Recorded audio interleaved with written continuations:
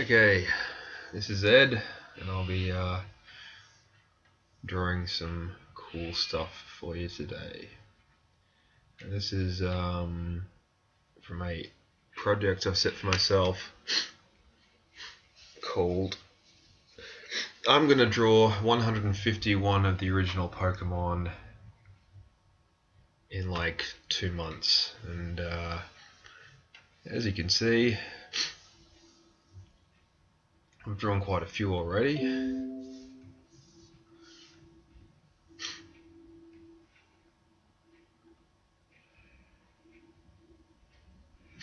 It all started out with me drawing this little guy here, Psyduck, who honestly has always been my favourite.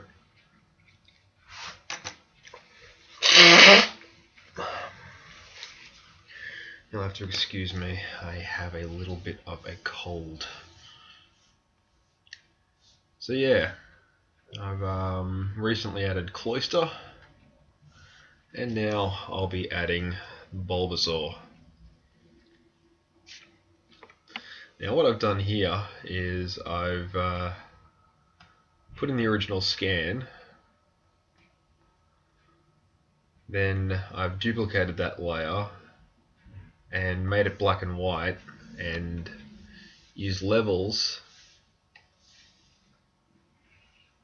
to make it slightly darker to really differentiate the black from the white and make it easier to separate the layers.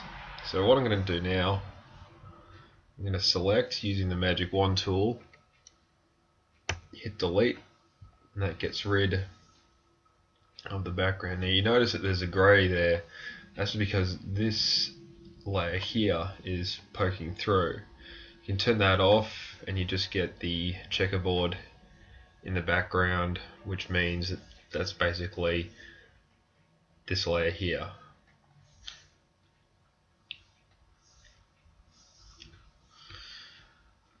Now, as a quick hotkey option, you can either do deselect, but as you can see, the hotkeys is Control D.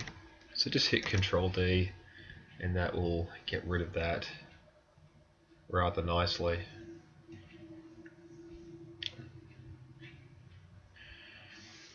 Now, when you do the magic wand tool to isolate areas that you'd like to colour, hold down the Shift key and select all the ones that you'd like to. Then go up to the next layer and you can rename it colour. You don't have to name it if you don't want to, but it's a good habit to get into if you're just starting out. And tap fill.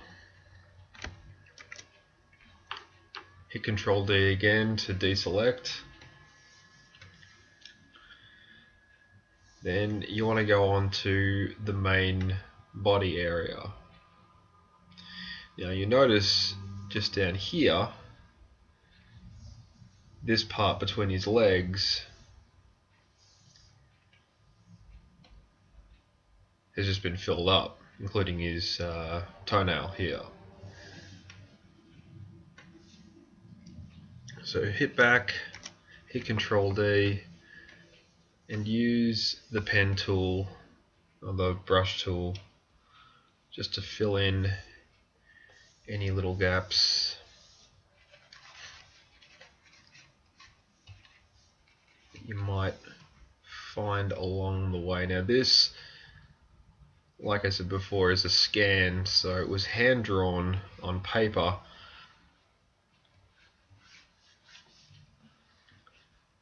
and then imported via the scanner, which is a nice way to work because you've always got a hard copy just in case anything happens to your digital version.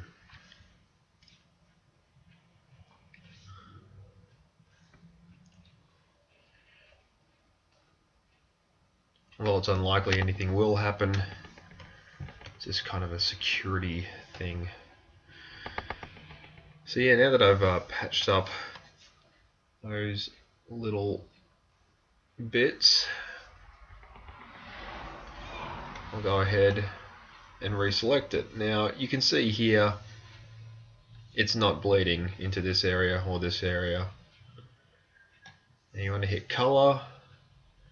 You want to find sort of a good mid-range to give Bulbasaur his palette. Now that's a little bit dark, so you can lighten that up a bit. Now I tend to work in a diagonal direction. I don't tend to go straight up because it's too much of a contrast. In a diagonal direction you get more of a gentle gradient as opposed to a flat differential. Oh, and I should mention that this tool here is unnecessarily close to this tool here.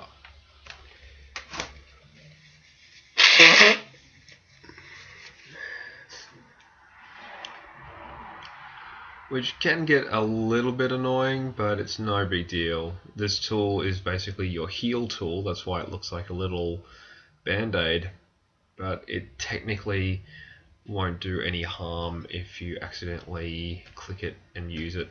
Same too goes with this tool here, the clone stamp tool. You'll just get this whenever you try to draw. I tend to work really quickly, so occasionally I'll just like misjudge and accidentally hit one of those.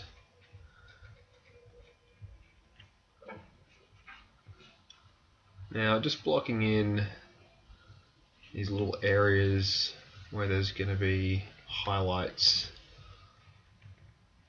slightly lighter patches of skin. Now you notice very quickly that they just sort of form these blobs over the line work.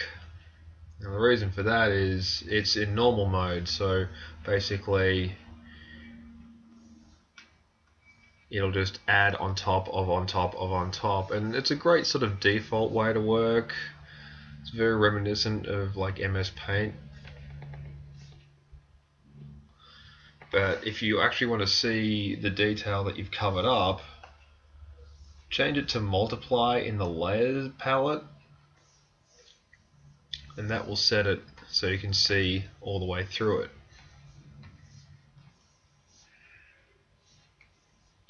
Now again,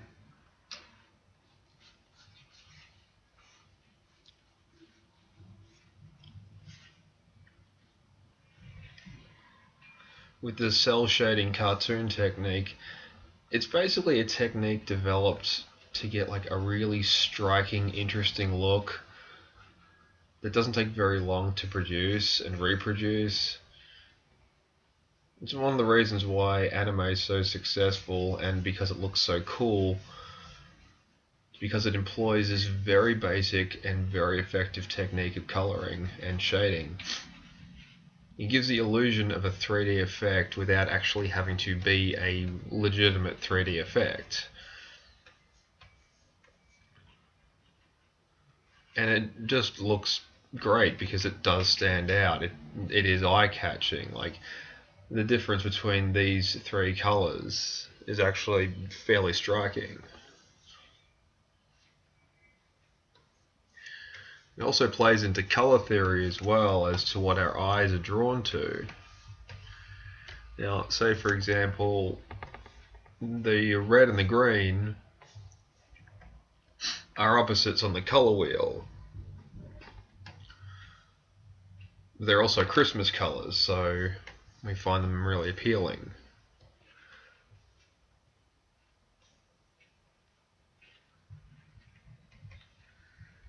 Well, maybe that's just me.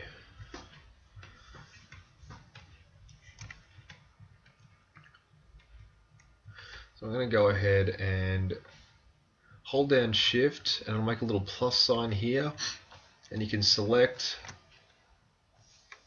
all of these little patches on his side. Now another way of selecting colours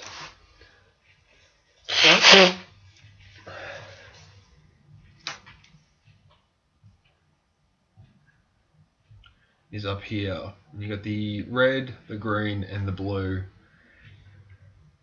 and you can either select the number where you absolutely need it to be to get the right Pantone, or you can just use the slider and basically eyeball it like everybody else.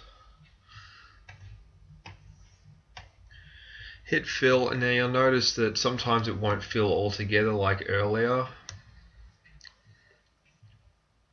and sometimes it will fill all together like earlier.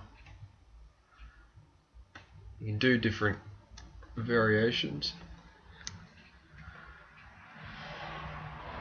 so it doesn't look so uniform. It has a bit more personality to it.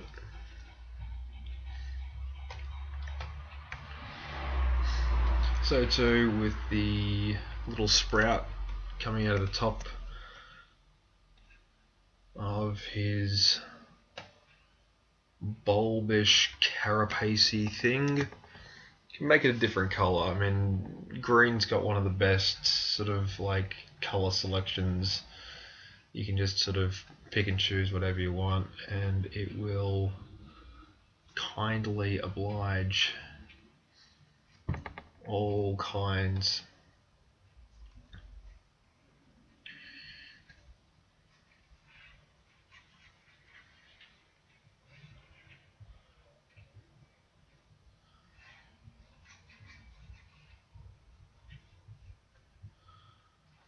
You can add the highlights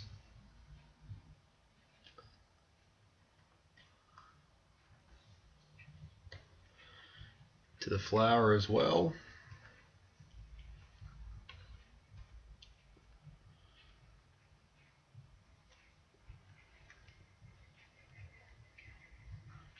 Using exactly the same technique as before to give it a faux 3D look that is surprisingly effective and extremely quick and easy to achieve. You fill in these areas here because they all exist on the color layer. So you see the gaps here are basically the outline where it was before. Anyway, I'm going to continue working on this. I hope it's been informative.